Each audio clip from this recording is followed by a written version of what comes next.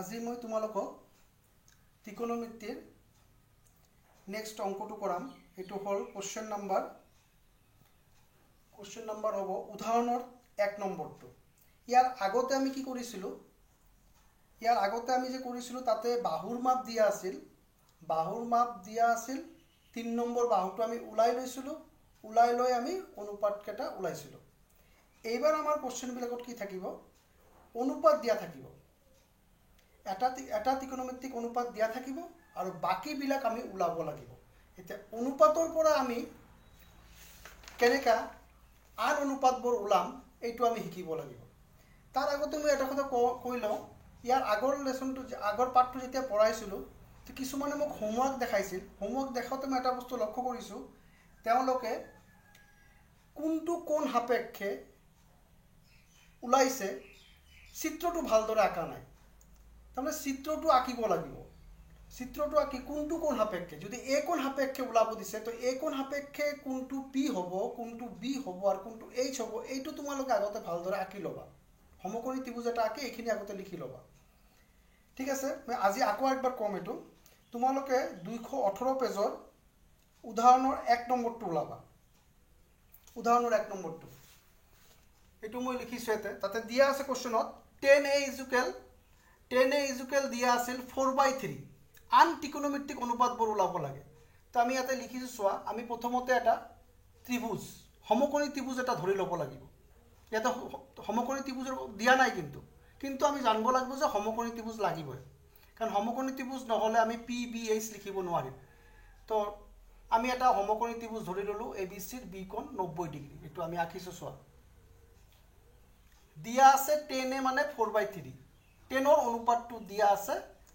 এ কোণৰ আন ত্ৰিকোণমিতিক অনুপাতবোৰ উলাব দিছে। এ কোণৰ আন ত্ৰিকোণমিতিক অনুপাত উলাব লাগে। তো এ কোণক 10a দিয়া আছে, মানে এ কোণ সাপেক্ষে দিয়া আছে। এ কোণৰে ত্ৰিকোণমিতিক অনুপাত উলাব দিছে। তেতিয়াহলে এ কোণ সাপেক্ষে এইটো চিনটো দিব লাগিব। এ কোণ সাপেক্ষে এইটো হ'ব পি, লগৰ বাহুটো বি, এইটো এইচ। আগতে এইটো লিখি ল'বা। এইবাৰ যেহেতু অনুপাত দিয়া আছে, অনুপাত দিয়া থাকিলে 4/3 আমি এটা 4 এটা 3 এনেকা ধৰিব নোৱাৰিম। এইটো অনুপাত মানে ভাগ, 4 ভাগ 3 ভাগ। তো প্ৰথমতে আমি চিত্ৰটো আঁকিব লাগে। চিত্ৰটো আঁকিলে আমি কোনটো পি, কোনটো বি, কোনটো এইচ এইটো বুজি পাম। তাৰ পিছত আমি 10ৰ অনুপাতটো লিখিম। 10a = p/b। p/b লিখাৰ লগে লগে চোৱা পি মানে কোনটো বাহু বুজাইছে? BC। আৰু বি মানে কোনটো বাহু বুজাইছে? AB। আমি এইটো লিখিছো। এতিয়া চোৱা তোমালোকে যদি পি বি এইচ এইটো লিখি নোলোৱা তেতিয়াহলে কোনটো বাহু পি হ'ব, কোনটো বাহু বি হ'ব তুমি কেনেকৈ বুজি পাবা এইটো? এই কাৰণে এইটো ভালদৰে লিখি ল'ব লাগিব। তো আমি 10a মানে p/b পালো। তো পি মানে কোনটো বাহু পালো? BC। বি মানে কোনটো বাহু পালো? AB লিখিছো। এতিয়া p/b মানে কিমান আছিল? 4/3। এইটো 4/3 টো লিখিছো। ইয়াক আমি k বুলি ধৰিম। k মানে যিকোনো ধনাত্মক অখণ্ড সংখ্যা। তেতিয়াহলে আমি BC মানে পাম 4k আৰু AB মানে পাম আমি 3k। অনুপাত থাকিলে আমি যিকোনো এটা বাস্তৱ সংখ্যা ধৰি ল'ব লাগে। এতিয়া যেনেকৈ আগৰবাৰ আমি কৰিছিলো, দুটা বাহুৰ মাপ আমাৰ দিয়া থাকে। 3 নম্বৰ বাহুটো আমি পাইথাগোৰাছৰ সূত্ৰ মতে উলাইছিলো। তাতে ডাইৰেক্ট বাহুৰ মাপ দিয়া আছিল, সেইকাৰণে ডাইৰেক্ট পাইথাগোৰাছৰ সূত্ৰ ব্যৱহাৰ কৰিছিলো। আৰু ইয়াতে অনুপাত দিয়া আছে কাৰণে আমি ধৰি লৈছো। এইখিনিয়ে আমাৰ বেছি কৰিব লাগিব। তো ইয়াৰ পৰা আমি গম পাই আছো BC বাহুটো দিয়া আছে, AB বাহুটো দিয়া আছে। তো কোনটো বাহু দিয়া নাই? AC বাহুটো দিয়া নাই। তো AC বাহুটো আমি উলাব লাগে। তো পাইথাগোৰাছৰ সূত্ৰ মতে ত্ৰিভুজ ABCৰ পৰা AC², এইটো অতিভুজ, এইটো AC², এইটো AB, এইটো BC, এইটো লিখিছো ইয়াতে। AB মানে 3k হোল স্কয়ার, BC মানে 4k হোল স্কয়ার লিখিছো। 3ক দুইবাৰ পূৰণ কৰিছো 9k², 16k²। এই দুটো আমি যোগ কৰি দিম 25k²। তো AC² মানে পালো 25k²।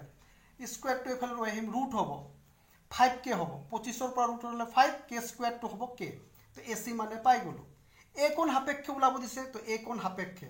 AC মানে h আমি লিখিছিলো, এইটো পাইছো আমি 5k ওলালো। AB মানে b লিখাই আছে আমাৰ, b মানে কিমান দিয়া? 3k লিখিলো। BC মানে p, এইটো 4k।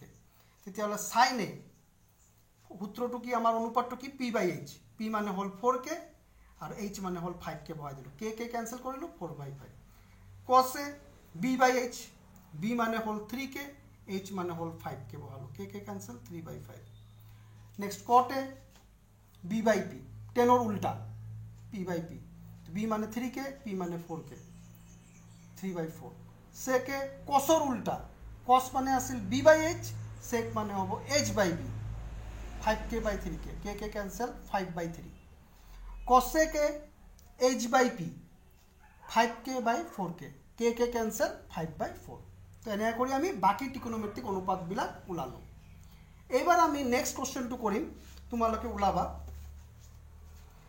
কোশ্চেনটো আগতে ভালদৰে চাই লবা নেক্সট কোশ্চেনটো আমাৰ হ'ব উদাহৰণৰ 4 নম্বৰ ভেৰি ভেৰি ইম্পৰ্টেন্ট কোশ্চেনটো দিয়া আছে 220 পেজত পেজ নাম্বাৰ মই লিখি দিছো সোয়াতে কোশ্চেনটো কি দিয়া আছে একবাৰ কোশ্চেনটো আগতে চাই লবা তোমালোকে ABC ত্ৰিভুজৰ বি কোণ সমকোণ এবাৰ ত্ৰিভুজটো দিয়া আছে বি কোণ সমকোণ বুলি দিছে tan a মানে দিয়া আছে 1 তেন্তে দেখুৱা যে 2 sin a cos a is equal 1 2 sin a cos a is equal 1 ওলাব লাগে আমি লিখিছো চোৱা দিয়া আছে ABC ত্ৰিভুজৰ বি কোণ 90 ডিগ্ৰী tan a মানে 1 প্ৰমাণ কৰিব লাগে 2 sin a into cos a is equal 1 তো প্ৰথমতে আমাৰ কামটো কি হ'ব সমকোণী ত্ৰিভুজ এটা আঁকিব লাগে দিয়া থাকক না থাকিলেও আমাৰ সমকোণী ত্ৰিভুজ এটা লাগিব আগৰটো দিয়া নাছিল আমি নিজে আঁকি লৈছো ধৰি লৈছিলো এবাৰ আমাৰ দিয়া আছে তো সমকোণী ত্ৰিভুজটো আঁকিলো বি কোণটো 90 ডিগ্ৰী বুলি কৈছে লিখিলো এতিয়া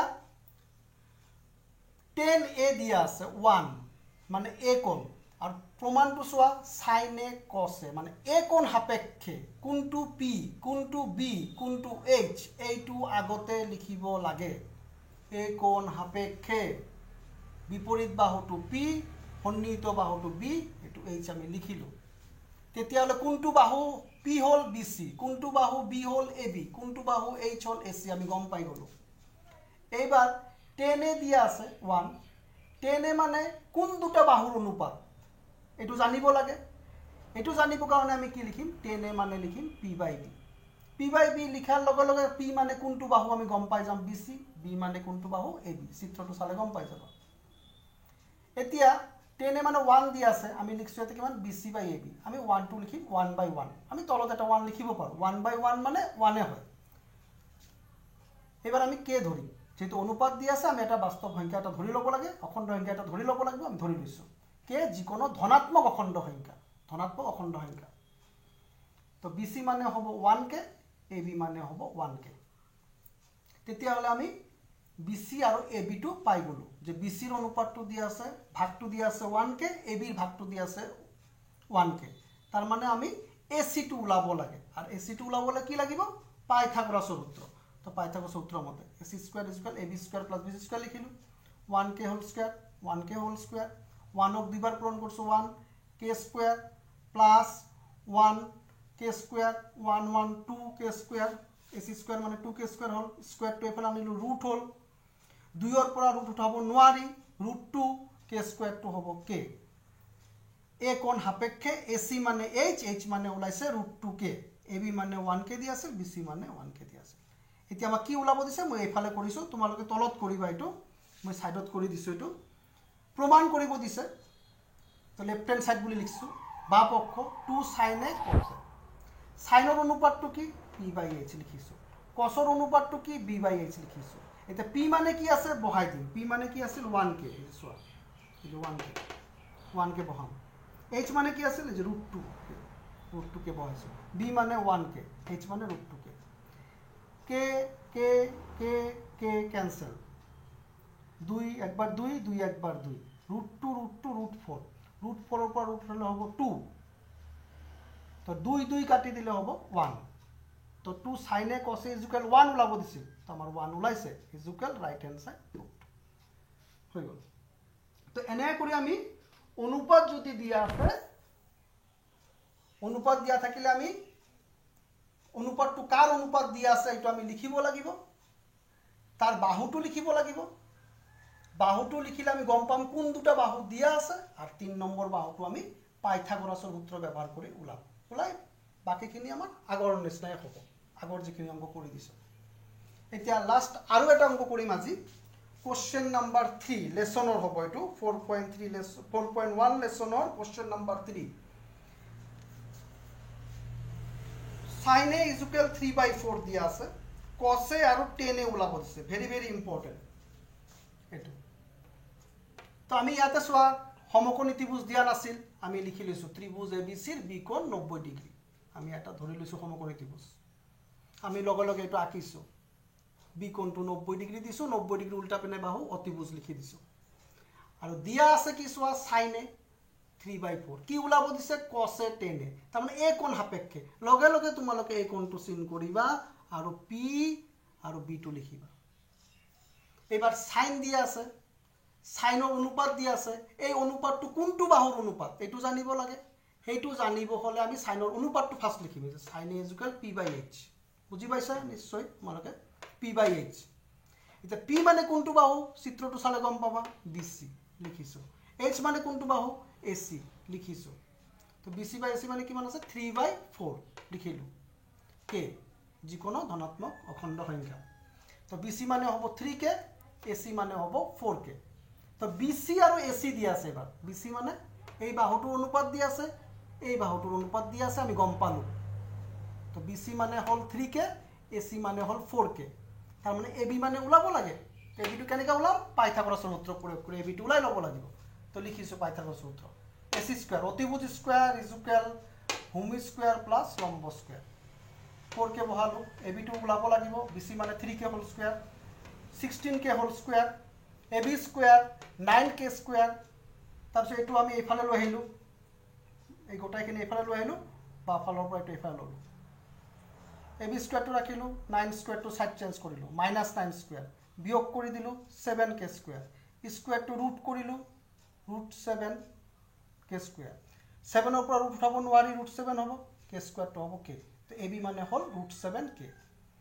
তেতিয়া হলে a কোণ সাপেক্ষে AC মানে পালো আমি h এটো দিয়াই আছে h 4k BC মানে p দিয়াই আছে 3k AB মানে আমি উলাই ললো AB মানে আমাৰ কি আছিল চিত্ৰমতে b a কোণ সাপেক্ষে তেটো হ'ব √7k তো এইখিনি আমি যদি ক্লিয়াৰলি লিখিব নোৱাৰো এই pb যদি তোমালোকে শুদ্ধভাৱে লিখিব নোৱাৰা তোমাৰ অংক ভুল হৈ যাব এই কাৰণে মই বাৰে বাৰে কৈছো চিত্ৰটো আঁকি কোনটো কোণ সাপেক্ষে আমাক উলাব দিয়া আছে কোনটো কোণ সাপেক্ষে দিয়া আছে আৰু কোনটো কোণ সাপেক্ষে উলাব দিছে অনুপাতটো সেই কোণটো চিন দিবা আগতে কোণ চিন এটা দিবা দি কোনটো p কোনটো b আগতে লিখি লবা লিখি ললে তেতিয়া আৰু আমাৰ অংকবিলাক সব একে ধৰণৰে ভুল নহব এটা cos এ উলাব দিছে cos মানে b/h √7k 4k k cancel কৰো √7 tan এ মানে p/b 3k √7k k cancel 3/√7 হৈ গল এতিয়া তোমালোকে লেসনৰ কোশ্চেন নাম্বাৰ 4 হোমৱৰ্ক কৰিবা কোশ্চেন নাম্বাৰ 4 এইটো দিদিছো মই এইটো তোমালোকে হোমৱৰ্ক কৰিবা যদি এইটো বুজি পাইছা তেতিয়া হলে তোমালোকে এইটো হোমৱৰ্কটো কৰিবা এইটো তোমালোকে হোমৱৰ্কটো কৰিবা আৰু নেক্সট ডে আমি নেক্সট পাৰ্টটো কৰিম আশা কৰিম তোমালোকে বুজি পাইছা ভালকৈ চাবা হোমৱৰ্কটো কৰিবা আৰু যদি ভাল লাগে এটা লাইক এটা কৰি দিবা আজিৰ কাৰণে আমাৰ ইয়াতে সমাপ্ত কৰিলো ধন্যবাদ